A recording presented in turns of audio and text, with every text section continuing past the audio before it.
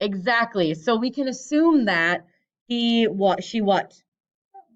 Poisoned him, stuffed him, and what did she do to the other two guys? Stuffed them. Yeah, probably killed and stuffed them, threw them upstairs. What's kind of the pattern? What kind of guys does she like to pick? Young, handsome. Me too. So let's fill out the plot diagram together. Sometimes you'll do this by yourself. Distance learning kids, I'm going to try my best, but you'll be able to see what's going on the screen here. So first, let's talk about what's the setting. We talked about this at the very beginning. We're in Bath, somewhere in England. And also, when we talked about like what the weather was like, let's just put winter because we decided it's pretty cold. Winter. Oh yeah, name of the story, The Landlady. Ooh, hello? I gotta calibrate this before the next one. Said me landlady. That is kind of what it looks like. The Landlady. All right, so what's kind of our conflict? They're a couple, or what's their biggest one? Creepy lady wants to kill him. Probably, or enough to get poisoned. And then the other conflict is just Billy looking for a place to stay. Yet he didn't have a hotel, so that was his conflict. Wait, who recommended him going there? His boss. Yeah, but why would his boss recommend it? His boss said go to the Bell and Dragon, which was like a bar and hotel, but he picked this place himself. Billy saw it in the window and he was like, that looks kind of cozy. Characters. So we have two main characters. There are a couple of the other ones, but let's just do the two main ones. Who's the first one? Billy Weaver. Willie Beaver. And then what's the other one? She kept on saying that wrong name. Yes. And then yes, the landlady. We don't get her name. Sorry, distance learners, my marker. All right, I do, but it takes a little bit. All right, so we've got the exposition. Exposition is what leads up to, so just kind of explaining what's going on, right? So we have Billy looking for hotel, right? And then when he finds it, this little part here is called the inciting incident. So that's something that actually starts making the plot go from exposition to rising action.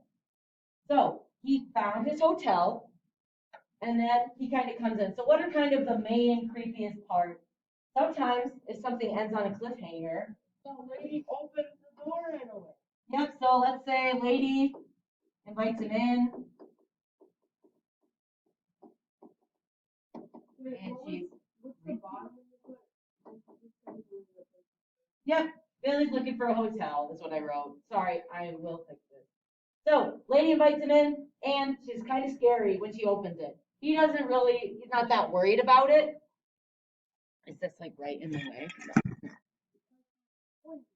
Well, for now. And then what's another thing that he notices that kind of creeps him out? Let's go. 2 people in the guest book. What does she say about them? And where did they go? They never left. And then what's kind of the last little creepy part before it ends?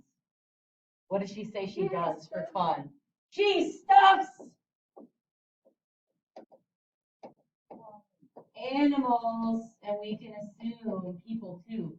And of course, these are qualities, but also these are parts of the plot. So Billy finds out that there are only 2 people in the guest book. Then he finds out that she stuffs animals on her own for fun. And we assume that when she says that the 2 people in the guest book never left, that she stuffed them and is keeping them on the 4th floor. So then the climax, there is no resolution, right? We end at a cliffhanger, so what will we say is the climax?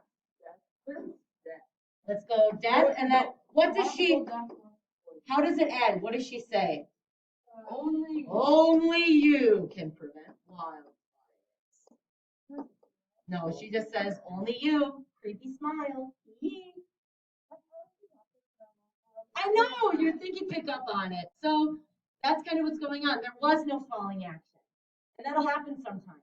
I like picking stories that are a little creepy. Ha ha, too bad. And then last thing, theme. Theme is kind of just like a point. What is a theme? That's a moral. So then let's put things into one word. So death is probably a theme. What about, let's say something, so it's kind of more like an idea. So not so specific. So there's death. What about like trust? Trust can be a theme, right? Or mistrust. Who can you trust? So we'll put trust, and you can kind of assume, we know you can't just trust everyone based on how they look. Or how her house looked really cozy. She seemed really nice, but she was doing that to lure them in. I would say those are our two themes. There are probably more if we sat down and looked at it. But that's kind of what you're going to do with each one. I'm hoping they heard me. I'll post it on my YouTube channel, like, so if you want to rewatch. Hello? Whoopsie. So if you do need to rewatch it, let me know. So, assignment. Do your vocabulary log. So you are going to come up with 5 words from the story that you don't recognize. Come up with the definition and then put it in a sentence. And then you can do your context clues worksheet. If you're distance learning, I'll have something else for you. I know, I kind of like those stories, right? I think they're kind of fun. See you guys.